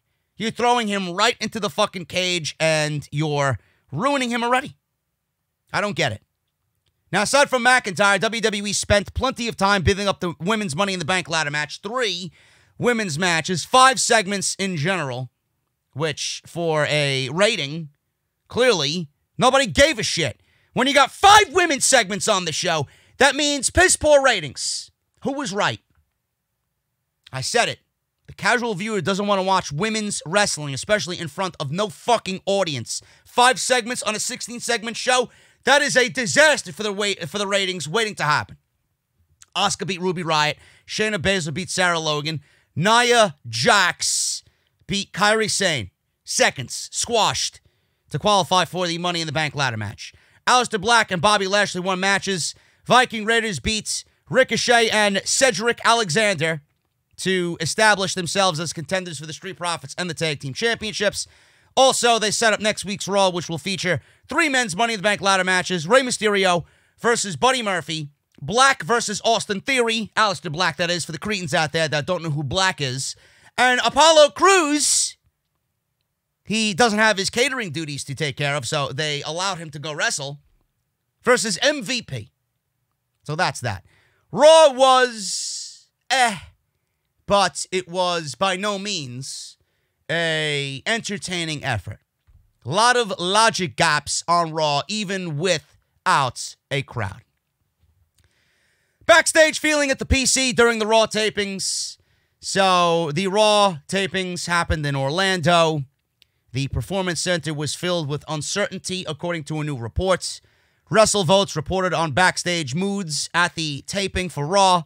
This is after WWE Chairman and CEO and certified senile dementia fuck Vince McMahon made the call to not tape shows and continue with live shows every week, which, if you watch my Smackdown review, was changed again. Florida falls under that category, but Vince McMahon was able to claim that members of the roster and staff should be considered essential workers. WrestleVotes states, and I quote, sources state the mood at the PC was that of uncertainty. Many know that they shouldn't be there, but realize this is their job, and as unfortunate as it may sound, they can pull out one by one, and the show will still go on. WWE will always have a big enough roster to continue. And that uncertainty and that disappointment and the people not wanting to be there clearly led Vince McMahon to change his mind about the tapings and the taping schedule, because now they're going to a different TV taping schedule where they're taping Raw on Monday, Smackdown on Tuesday, NXT on Wednesday, and they're taping in 2-week intervals. So the wrestlers will be home. They'll be home with their families. They'll be in somewhat of a quarantine. They'll be away from being around a full locker room. They're going to try and suppress this because people want to be home during this, especially them that have been working their ass off and not really protecting their well-being and their health.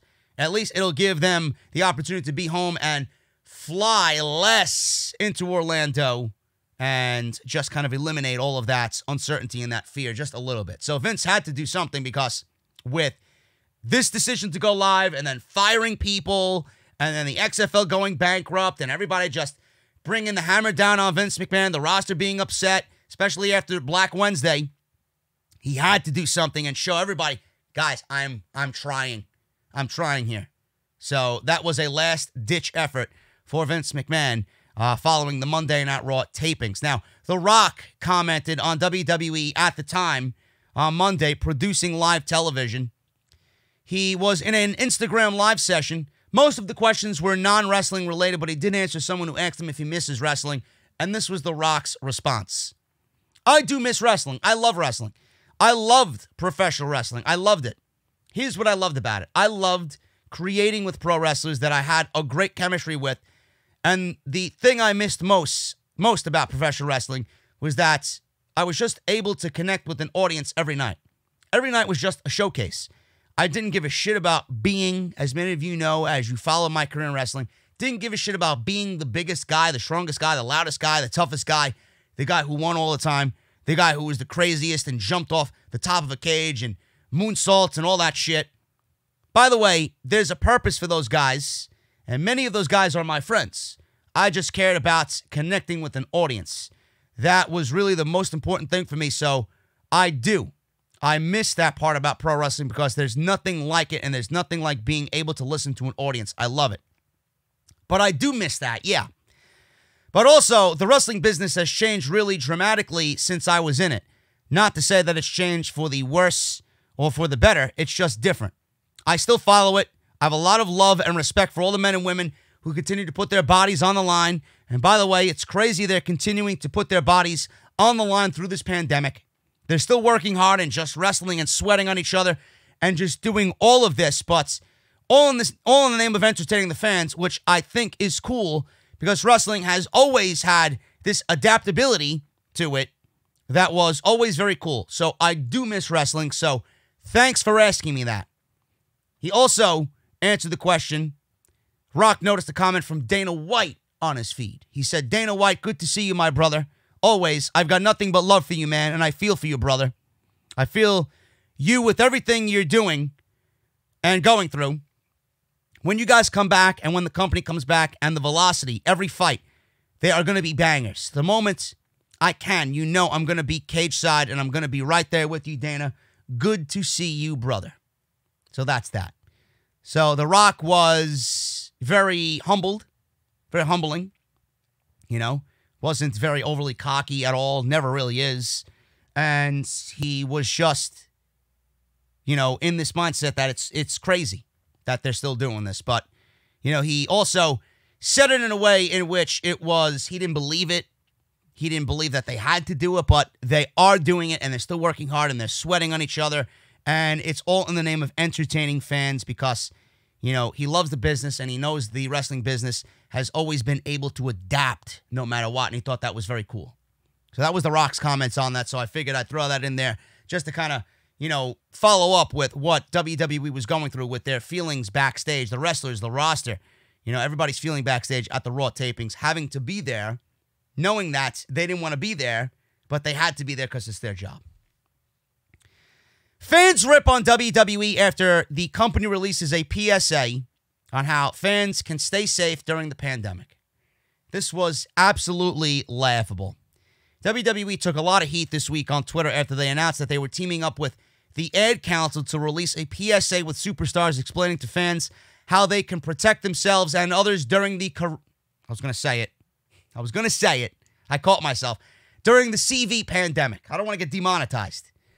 The video has been put out by the Ad Council YouTube account and on the WWE community Twitter page, among other places. The reaction to the video is mostly negative because fans are not happy about WWE's decision to continue with live weekly television shows. So this is what it says. WWE Superstars, Drew McIntyre, Charlotte Flair, Kofi Kingston featured in new videos. An extension of Ad Council's ongoing efforts to ensure the American public is receiving critical and vetted information during the CV pandemic. The national nonprofit has partnered with global entertainment company WWE to launch a new suite of PSA ads featuring WWE Champion Drew McIntyre, NXT Women's Champion Charlotte, and WWE Superstar Kofi Kingston that stress the importance of practicing good hygiene during these unprecedented times. As the days slowly pass and we learn about this virus, encouraging Americans to stay safe is our duty as marketeers, said Lisa Sherman, president and CEO of the Ad Council. Our partners at WWE have been by our side to educate Americans on so many issues, and we're truly grateful to them and their superstars for joining us again now when so many lives depend on these critical messages being heard. These are unprecedented times, and there is no greater responsibility than providing people with simple yet important messages that can save lives, said Stephanie McMahon, WWE Chief Brand Officer. We are all in this together, and WWE and its superstars are committed to helping support the critical work of our partners and the Ad Council. In response to the pandemic, the Ad Council has been working in collaboration with government agencies and the nation's largest media companies to create and amplify urgent messages to keep people safe and slow the spread. The campaign focuses on reaching high-risk populations and the general public with messages around social distancing, personal hygiene, and mental health. The PSA's direct audiences are to visit www.cv.gov. Spell it out. A centralized resource that includes up-to-date information on the crisis. Now, the Ad Council's innovative social good campaigns raise awareness inspire action, and save lives. So they're pretty much telling you to stay home. They're pretty much telling you to stay home during this entire ordeal, and WWE has done anything but stay home. So the fans ripped on them for this and called them out for being hypocritical and putting their own roster in danger. Meanwhile, they're having their roster come on here and say, stay home, slow the spread. It was absolutely ridiculous. It was a fucking dumbass move. Don't know who thought of this or thought it was a great idea. Maybe the ad council and the fucking people in charge of the ad council didn't really realize that WWE was still putting on shows in the middle of a fucking worldwide crisis, but it makes everyone look bad. Fans ripped on them on social media, and rightfully so. WWE is fucking stupid. They think that they have the power to make a difference, yet they don't follow their own advice. They make themselves, their superstars, and the people that they work with look ridiculous. Really. It was fucking stupid. So that is that. This should come as no surprise. Vince McMahon was very grumpy during Monday Night Raw. Mike Johnson of PW Insider reported that Vince McMahon was very grumpy backstage during Raw. I did hear from two different people who were at the tapings tonight on Monday that said that it was very obvious that the old man was not in a happy mood. He was very grumpy. I can't imagine why. XFL went bankrupt, filed for bankruptcy. The ratings have been in the toilet. He has no WrestleMania show this year that made any type of money. And he knew probably then on Monday night what was coming on Wednesday, because I'm sure he worked on Monday going on into Tuesday and came up with a list of people with his executives on who was going to be let go. So clearly he knew all of this was just surrounding him, and he had his shareholders meeting set up for next Thursday where he had to bring forth projections about the company, where they're going to be in the next quarter. Of course he wasn't in a happy mood. Of course he was grumpy.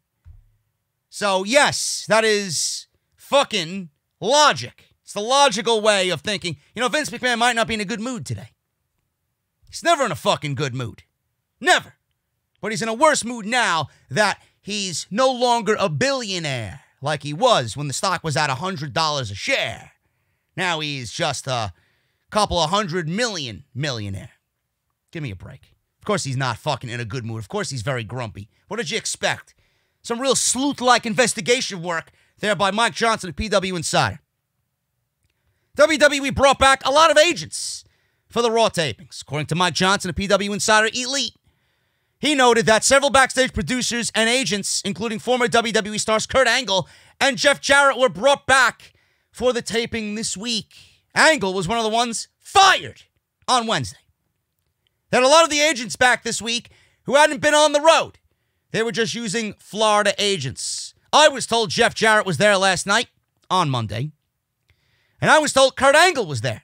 So they are starting to bring people back on the road. Imagine being a roster member, flying into Orlando, sitting backstage, not even being used, told you got to be there because you're part of the team, right?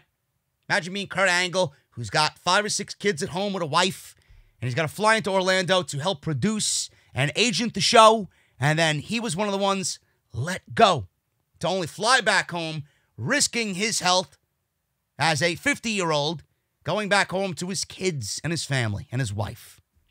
It fucking sucks, right? It's fucking terrible. WWE's decision to relax its CV prevention measures, despite being very close to or the peak of the disease, has left many people scratching their heads. However, this certainly isn't the only decision in recent weeks to be criticized online. Obviously, with them being deemed an essential business and them being essential personnel, WWE stars who aren't booked to wrestle or appear on the show still have to show up to work. This is just another example of WWE being too careless when it comes to the CV, especially after news of a positive test that was leaked last week. Nobody knows who this was. I had my assumptions. It was not who I thought it was, and I don't really care. WWE is moving on, and we're moving on into the summer, and we can only hope things get back to normal soon. Samoa Joe. Injury update on Samoa Joe. This is coming from Dave Meltzer of the Wrestling Observer newsletter. Joe is still not cleared from his latest concussion. It should be noted that there has been no word on whether Joe has been backstage at TV since he suffered the injury. This could be alarming considering he has a head injury. This comes after Joe has dealt with various injuries, including a broken thumb that forced him out of action until he made his return late last year.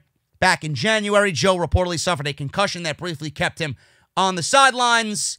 WWE actually released the commercial that saw Joe suffer his concussion, which is for the USA Network to promote Monday Night Raw.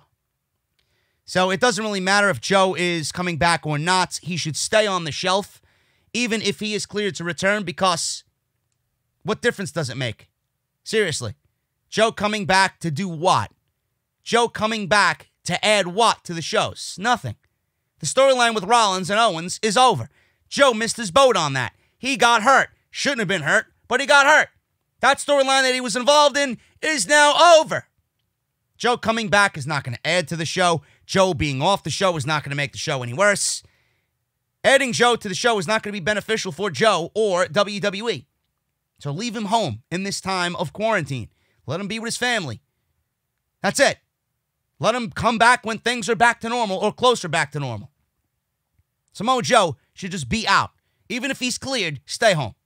Don't worry about Samoa Joe. He adds nothing to the fucking show. Even though I think Joe is great, he adds nothing to the show and should not be jeopardizing his health.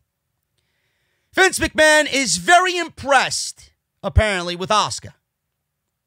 Now, is Vince McMahon really getting behind Asuka? I don't know. I doubt it.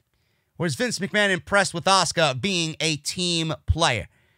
Because if you really want to boil it down to it, Asuka may be the MVP of the WWE roster amongst this set of tapings or the random tapings that we've seen happen along this CV pandemic, this TV schedule. Asuka's been there. Asuka's been on every show. Even though it was reported by Wrestling Inc. that she would not be on these shows, Asuka has been on every show. She's been legitimately a woman that WWE can count on every single time to come to work and perform. It's great. It's working well for Asuka. So, this was being reported this week, and Wrestle Talk, apparently, some of Wrestle Talk's team has learned that Vince McMahon has been very impressed with Asuka in recent weeks, and a push is in her future. One of their sources noted that Vince and other WWE higher-ups have been very impressed with Asuka and look at her as incredibly reliable during these challenging times.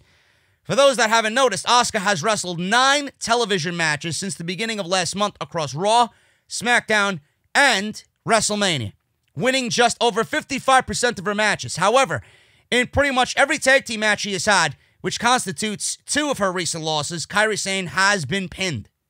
Perhaps a more interesting fact and telling stat is that of Asuka's 5 straight one-on-one singles matches since the start of March 2020, she's won 80%. This is certainly a big indicator that Vince is a fan of Asuka's work and wants to push her as a single star. Now, Kairi Sane's future is right now uncertain. A return to stardom is reportedly in the cards for Kairi Sane. However, their sources have said that regardless of Kairi re-signing or not, Asuka is set for a singles push on Raw. So, that is great news.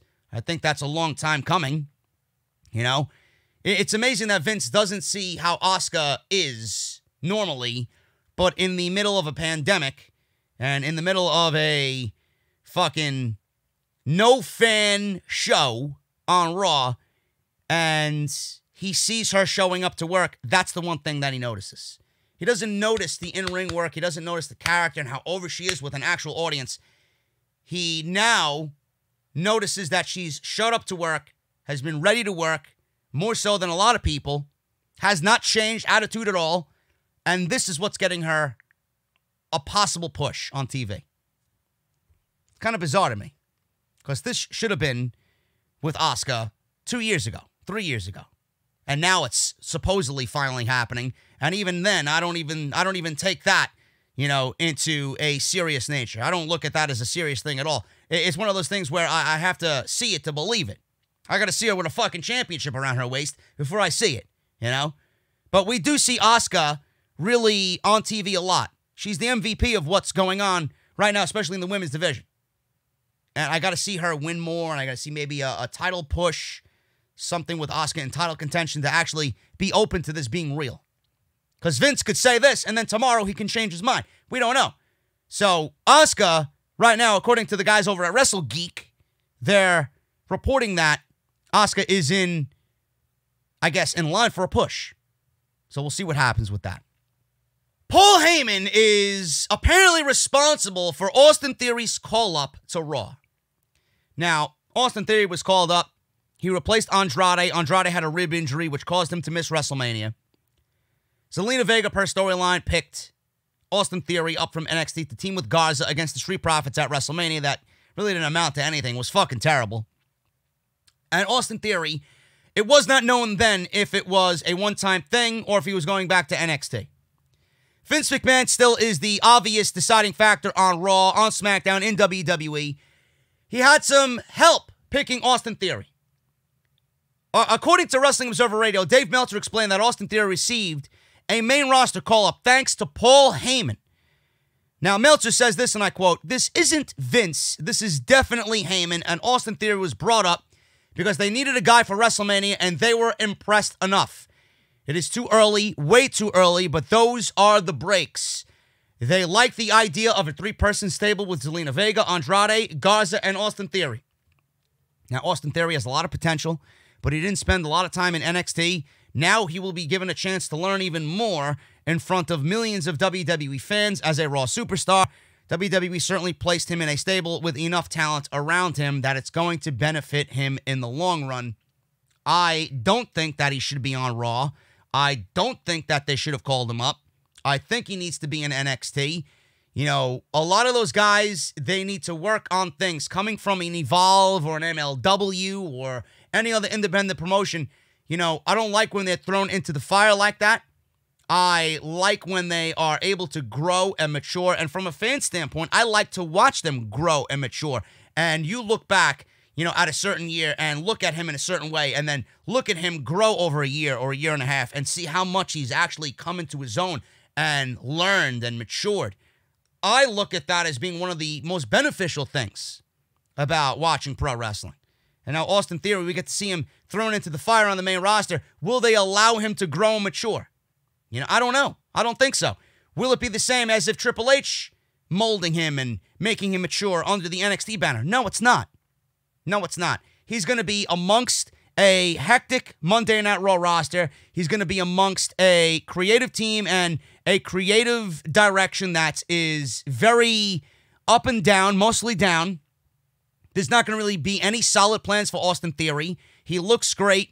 I'm surprised that they kept him on the main roster just for these obvious reasons. Vince McMahon's going to look at him and think, this guy's got it. Is he going to push him? I don't know. He's got everything that's going to make Vince McMahon go wild. Really. So we'll see what happens with Austin Theory, but I genuinely love to see people grow and mature at one level and then get put into that next level when they're ready. And I don't think Austin Theory is ready yet. He's 22 years old. Just by the age alone, there's no reason to rush him to the main roster. But Heyman likes him. He's got fans. So we'll see what happens. I think Austin Theory is talented enough to make it work. I just hope that he doesn't get swallowed by WWE Creative. Internally, several in WWE hated Edge and Randy Orton more than the internet. Now, Dave Meltzer and the Wrestling Observer newsletter noted that Meltzer heard from people backstage who hated the Edge match. Edge and Randy Orton had to make the most out of a bad situation, but it apparently didn't click with anyone. He says, and I quote, "I already gotten feedback on it from those internally who hated it more than I did. So even in the company, at best, it was a split decision, and the consensus was that it was far too long." Now, there is a culprit for the Edge and Randy Orton match. We now have news on who produced the Edge and Randy Orton match at WrestleMania, and that is Jamie Noble. Jamie Noble has been revealed as the producer for the Edge and Randy Orton match at WrestleMania. If you guys want to blame anybody, blame Jamie Noble and blame whoever was editing the match, because it could have easily been shaved by 15 to 20 minutes. So that is the latest on that. So if you feel like you're the only one who hated it, Meltzer is stating that there are people internally who hated it just as much as the people on social media. Now, Black Wednesday was a thing, and there are even more talents now released from WWE emanating from NXT. So, one of the biggest names that's been released is Taynara Conti, or Conchi. Conchi had competed in the 2018 Mae Young Classic before continuing to appear on NXT. It was reported by Sean Ross Sapp that her release came prior to SmackDown. Other names to be released include Tino Sabatelli, Nick Ogarelli. Sabatelli was an NFL player prior to signing a WWE contract and reporting to NXT in 2014. He was actually a part of a great-looking tag team with Riddick Moss, and they appeared on numerous episodes of NXT, but Sabatelli was frequently injured. Sabatelli was also a featured cast member of WWE's Breaking Ground reality TV series on the WWE Network. I thought there was major potential in Riddick Moss and Tino Sabatelli, but they ended up splitting. Riddick Moss came back under the Riddick Moss regimen. Sabatelli never made his way back to TV, and he eventually got released on Black Wednesday. Ogarelli was signed to WWE in February 2019, but never made it to television. He had previously been trained at the Monster Factory in New Jersey prior to signing with WWE. So these names join Deonna Purrazzo, MJ Jenkins, Alexander, and Dan Matha, who have been released. Meltzer reported more releases are still likely on the way. Cesar Bononi was released. Mars Wang has also been released, and Cassius Ohno was the biggest name from the list of people on NXT that has been released. Cassius Ohno has been released from the WWE. Now, while WWE didn't make these names publicly known immediately, Meltzer is reporting on top of all the other names that Cassius Ohno, formerly Chris Hero, has been released from the company after re-signing in 2016. Cassius Ohno, says Meltzer, a.k.a. Chris Hero, was a part of this week's WWE layoffs, according to The Observer. Meltzer stated that the 40-year-old returned to WWE in 2016 and spent his entirety of the run in NXT, recently becoming part of the NXT UK roster as both a wrestler and a trainer. He was originally signed in by WWE for a short run in FCW in 2012-2013 before returning to the Indies. They released him because he was gaining a lot of weight, and they released him because they really didn't look at him as the type of athlete that they wanted in NXT at the time, and they wanted him to get in better shape. Meltzer alluded to, this is not the first time Ohno has been let go by the WWE. He originally joined WWE in June 2011, where he was assigned to FCW. However, after gaining considerable amount of weight, WWE decided to let him go in 2013. Ohno then joined the company in 2016, performed for NXT and NXT UK, but most notably feuding with Matt Riddle in his first feud with the company. That's a shame. It really is a shame. Ohno's release was speculated earlier this week after he changed his Twitter name and Instagram names to WWE Alumni. I mean, I guess that kind of gives it away. However, he has yet to officially confirm that he's been let go by the company. So it might be a situation where he actually was furloughed and he might be brought back. That's the most surprising of the NXT talent let go, because I thought that Cassius Ohno was absolutely going to have a job for life in WWE as a trainer, either in NXT UK or in NXT at the Performance Center. So he might be brought back. He might have been given the furlough treatment, so we don't know yet. But those have been the names now released on top of everybody else that's been released in WWE on Black Wednesday. NXT talent was released as well, just not made public until SmackDown on Friday. So that is that. And finally, guys, I don't got any new news really on NXT or AEW. The AEW NXT ratings on Wednesday night. NXT wins again for a second week in a row. They drew 692,000 live viewers with a 0.17 rating in the 18 to 49 demo. And AEW Dynamite drew 683,000 viewers with a 0.25 rating in the 18 to 49 demo. Dynamite has lost to NXT now twice in a row. While ratings are not very low, they are far below the 1 million viewer mark that they were reaching before the outbreak hit. According to the Wrestling Observer newsletter, AEW's low ratings might make them change their decision regarding the taping of more episodes. They can film in Florida as wrestling has been deemed an essential service. So AEW will not likely come back until 5/23, although nothing is certain, and ratings concerns could also impact a decision in the making. Running Florida is obviously an option. The company filmed 20 matches at QT Marshall's gym in Norcross, Georgia. They have enough content to last until Double or Nothing on May 23rd. So we'll have to see how they manage the pay-per-view, as their planned Las Vegas location is now out of the plan. It's no longer in the plans.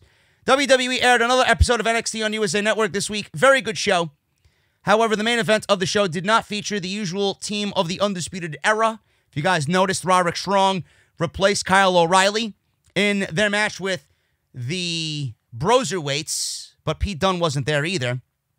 We had Timothy Thatcher debut for NXT, teaming with Matt Riddle.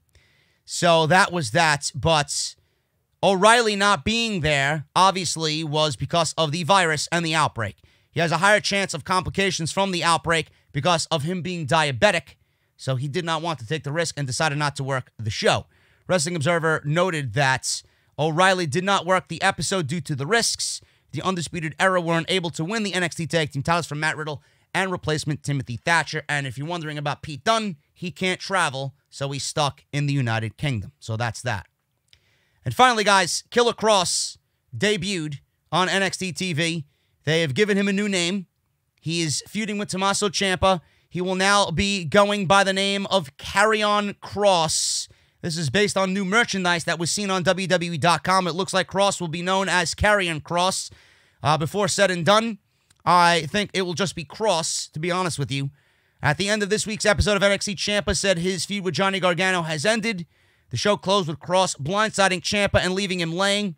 And it is clear that Kross will be getting a big push right off the bat. Dave Meltzer reported that a couple of months ago, Kross would be fast-tracked when he made his debut, and it appears that is exactly what is happening. He said tick-tock in the ear of Ciampa, and you've seen the black boot of Scarlett Bordeaux in frame as well, which was very, very awesome. So that is that in regards to Killer Kross. Guys, I'm getting out of here. I've been here longer than I really wanted to be here. Gave you guys a full week of podcasts right here on the show. And I thank you guys for being with me, as always, here on Off the Script. We'll be back next week, and as always, episode 323, part 1 on Friday. But until then, guys, thank you all so very much. Check out all the other content that you might have missed on the channel. Links are down below. Check out my sponsors in the Ridge, ridge.com/script. Use code SCRIPT at checkout for 10% off, and get yourself a Ridge wallet today. Follow me on social media at JDfromNY206. That's on Twitter and Instagram. Hit that subscribe button down below and turn on that bell for all notifications. Hit that thumbs up. And if you guys want to support the podcast via Patreon, you guys know how to certainly do that as well. Patreon.com/JDfromNY206. Guys, I'll see you right back here on Monday for Monday Night Raw. Be safe out there. Have a great remainder of the weekend. And I'll see you right back here on Raw for Monday as we continue the build to Money in the Bank. I'll see you guys later.